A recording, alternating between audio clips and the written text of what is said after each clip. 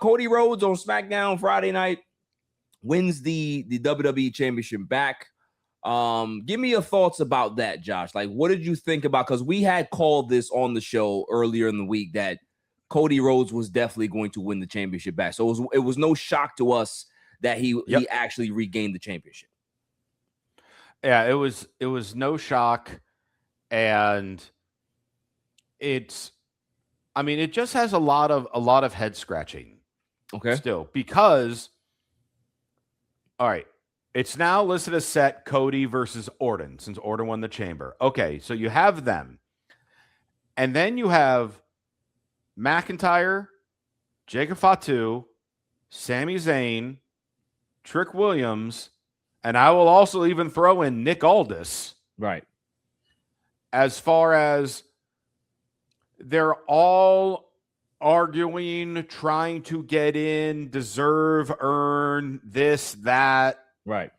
All the stuff. But in the midst of all of it, QB1 gets the title back, third title reign in 3 years. And now all of a sudden there was the thought a few weeks ago of there being a giant scramble match. Now they're obviously heavily advertising. It's a singles match. Jacob Fatu helped Cody win by having Drew remove the chair, which didn't make any sense considering Jacob Fatu also hates Cody. Right. So that made no sense. And so it's like leaning towards, Drew have a singles match with Fatu, but he's still furious at Aldis. And Orton was trying to give Sami Zayn advice, and Cody was mad at Sami. And then Trick Williams is going and talking about how he's better than everybody else. And the last few weeks he has been. So it's a whole lot of what's happening.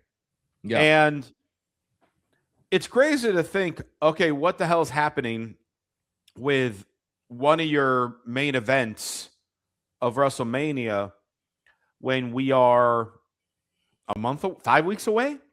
By about 5, something like that. Something like that. 5 weeks away. And obviously there's going to be far more undercard matches announced over the next couple weeks, but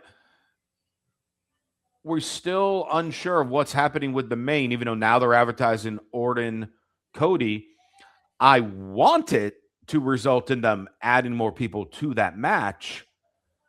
And based with the stories, it could make sense. The question is, well, then what kind of match would you do? But if they're trying to build the entire card, more than likely it will remain Cody and Orton as a singles. I think that's where it stays. And then, you know what? We'll probably have Fatu and Drew, and then probably Trick and Sammy. And Nick Aldis will be involved somehow in Drew's match. And I'm just not crazy about any of those situations. I mean, Jacob and Drew, those two matches will be entertaining matches. Yeah. But I just feel that both of them are lose-lose situations because someone's going to lose those matches and they should not be losing that type of match, no matter who it is. Yeah. So I'm just kind of at a loss for this because it just feels like SmackDown is trying to figure it out on the fly. And as of right now, they haven't figured it out.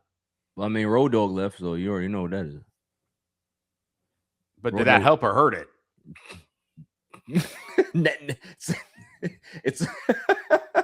Or is it exactly the same as it was? It's just a zero, just back to zero. That's all it is. Listen, I hear you, but here's the other side of it, right? Mm-hmm. Is that WWE had to deal with a lot of unnecessary or unbeknownst injuries, right? Like they just kind of came along and really kind of affected their original plans, because the original plans was, you know, what we heard, what was reported, Seth and Roman, right? We finally get that one-on-one match at WrestleMania, right? Mm-hmm. And it was supposed to be Cody against CM Punk. Those were the matches. Those were your two marquee matches for the weekend. They had to go ahead and go pivot because of all the things that have happened. So for me, yeah, I would have loved the multi-person match because you can be able to tell so many different stories and focus on different people at certain times during the 5 or 6 weeks that you're building this thing, right? Mm-hmm. But what would be the best marquee matchup for a WrestleMania? Right. In that situation Cody, for SmackDown, it's Cody and Orton. That's what I'm saying, right? Yeah. Because like if anybody has anything else to say, cool. I hear all the criticism, but what was going to be better than that outside of a multi-man match? Because you know, WWE doesn't like to do this, especially like for the big title, they don't like to do that. Right. For the secondary titles and mid-card titles, they'll go ahead and go throw 9 people in there. They don't give a shit, right? Yeah. But for this particular championship that they want to have some type of prestige, they don't want to kind of have a muddy title picture, which we talked about it last week. Sometimes it's called for, right? We've had the 6-man or 7-man, whatever it was, a Hell in a Cell, or whatever the hell it was. The Armageddon Hell in a Cell match. Yeah, like we've had those in our history. So, and I remember it as a kid. I'm sure you remember it. It's fucking great, right? Like there was nothing, because you had nothing but superstars in there. You had nothing but Hall of Fame guys in there. So it can work when you have the right people in there.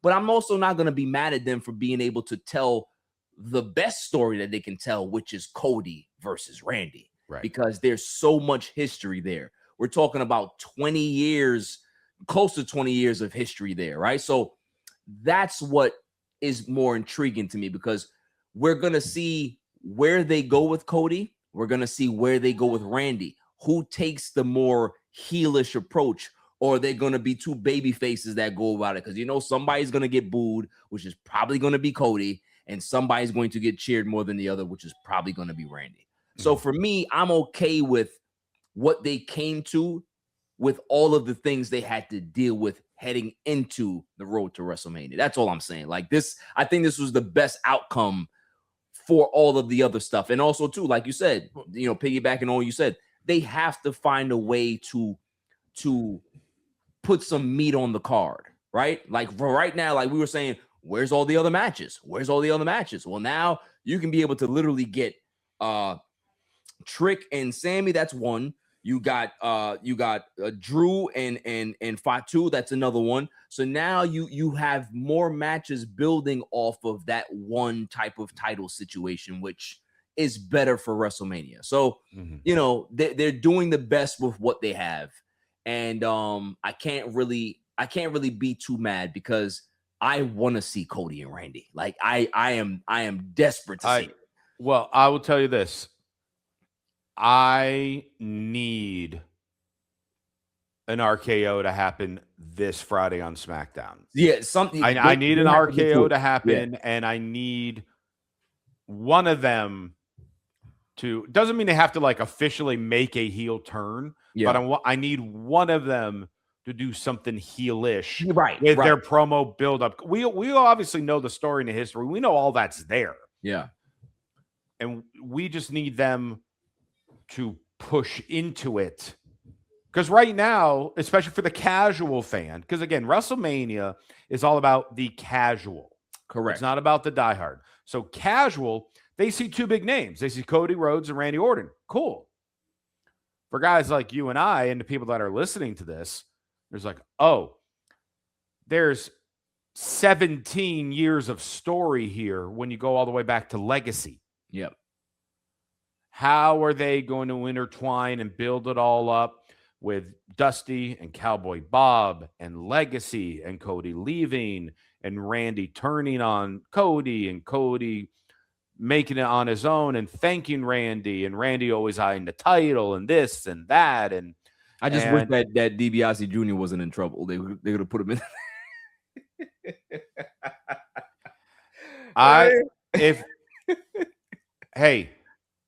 If WWE brought back Brian Christopher for a storyline with Michael Cole and Jerry Lawler, it's fair. They can still bring Ted DiBiase Jr. out there for a promo segment of some kind.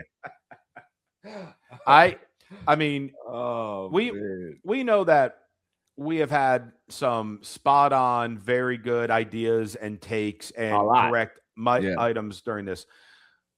you and I can also be way, way off about things. And one of the things that I distinctly remember that I told people that I could not have been more wrong about was DiBiase Jr.'s the future. Right. I was all about looking at the legacy group, and I'm like, DiBiase is going to be champion. But the way he was building, I thought the same thing. I thought he was super talented, and then it just didn't materialize that way. It was like when they had that triple threat Mania match of Orton, Cody, and DiBiase. I was I'm like, here's DiBiase's moment. This is where he's going to win, and the main event push is going to start, and it's going to elevate, and we'll see what they decide to do with Cody. Randy's going to stay put, and that didn't happen. Never happened. No.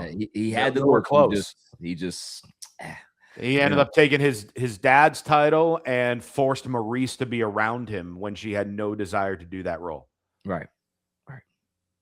Terrible. So here's my thing. I don't know if you heard the backlash from this, that there was the YouTube video that was posted. Obviously, it had like 20,000 a lot of dislikes. A lot of dislikes. But there's more to the story. There's somebody bought bots to be able to push the dislikes up. And allegedly somebody posted about it and said that, they bought bots and they're going to buy more because they want to go ahead and show the displeasure of some of the fan base that they don't like what's going on. And I'm just like, this is the part of the wrestling community that just makes me upset, because it's like, why do you have to go this far to be able to say, I don't like something? That's like literally, you go to a restaurant, food is not that great, the service is not that great, and then you pay more money to go ahead and have fake Google reviews that are posted there to be able to now sink said business. Like, are you that insecure about your own self that you really have to do that? What's the point? We are all wrestling fans. So do we know though that it was like just like some individual person that's randomly buying the stuff? It's not confirmed. It's just alleged, because this person posted about it, and they can't confirm or deny it. But the way YouTube works is that if there is something that was botted, it usually starts to recalibrate itself after 48 hours. So if we go ahead and go look at that video now, there should be some recalibration of the likes and dislikes. So if it's still there, then it might just be genuine. This person was just bullshitting. But the fact that somebody would actually just go out there and just post that, there is a section of the wrestling community that would do some stuff like that, just because it's just like you're trying to prove a point, and it's not going to stop anything. It's just like, what's the point of that? I will say I'm on the YouTube page right now. Right. And it currently says likes 39,000, dislikes does not have a number. So there you go. It's been recalibrated, which means that was botted. It's botted. Yeah, but what, like, why? It's one of two things. It's botted. It could also be a combination of, a big company like WWE just telling them to remove the number. Could. But I mean, there's been many dislikes for WWE videos before, and they've never taken down. So I don't think that they will go ahead and do this, because what's the point? Like, there's been plenty of Cena videos that have some dislikes. There's been some other stuff that has some dislikes. So I don't think that WWE would go that far. But again, I mean, it's TKO. It's new ownership. I have no idea. You can't take anything off the table at this point. But for people, again, people are so upset about this. But I ask again, what would your booking be if you have all of these different situations that are going on? People are hurt, people are not in the line. Like, what is your perfect scenario? And if you ask that question to many people, they can't give you an answer. They just don't like this. So well, it's like, come on. I mean, one thing that's notorious with wrestling fans, and it goes with WWE, is there could be moments where they're happy, but they will never stay happy. Correct. Because we are ingrained, just like how you and I are talking like different stories. We always talk about what's going to happen next, what's going to happen next, what's going to happen next. So likewise, these fans, oh, that's awesome. Now what? Now what? Now what? And guess what? They're not going to be happy with every single thing that happens. Right. Nobody will be. Nobody will. And it's not like WWE is trying to make sure they are, because they know no one's going to be happy with everything. All you needed to do was hear the roar of the crowd when that moment happened. The crowd loved Cody winning the title. Right. They loved being able to witness history, because it's not every day the WWE title changes hands on television. Smackdown. Right. So that's everything. And it kind of goes back. Well, you and I were chatting before we started recording with Bam Adebayo last night, scoring 83 points, which is incredible. And obviously the Miami Heat fans, because it's like, hey, here's this one random regular season game against the Wizards where we are seeing history. This is incredible. But then so many other sports, oh, it wasn't as good as Kobe. Yeah. Oh, he had too many free throws, or this or that. It was just like, enjoy the moment. Enjoy witnessing something amazing. Yeah. And even if you're not a specific fan of that moment, of that wrestler, of that athlete, whatever it might be, it's still an historic moment. And it's just like, hey, I witnessed it. I distinctly remember some years ago, I was down in Florida and I got to go watch my Orlando Magic play against, at that time, Russell Westbrook led Oklahoma City Thunder. Magic were up 20 heading into the fourth quarter, and Westbrook led the comeback, and the Thunder ended up winning in overtime, where Russell Westbrook had a 50-point triple-double that day. And I am obviously devastated because my team lost. So I'm mad at the moment.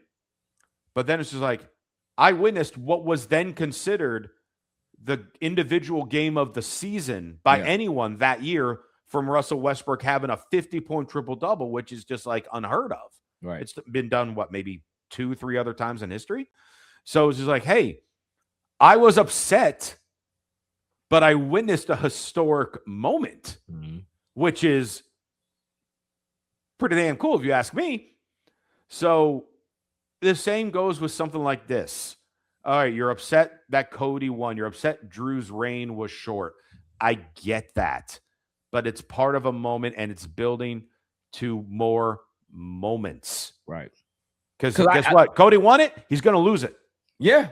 Yeah. And then that's going to be another moment whenever he loses it, and whoever he loses it to. And on top of that, too, what we're going to get is some good TV between Drew and Fatu over the next 4 or 5 months, probably, depending on if Drew has to go away. But if they can be able to tell that story, it's going to be really good. So I'm excited for all of that.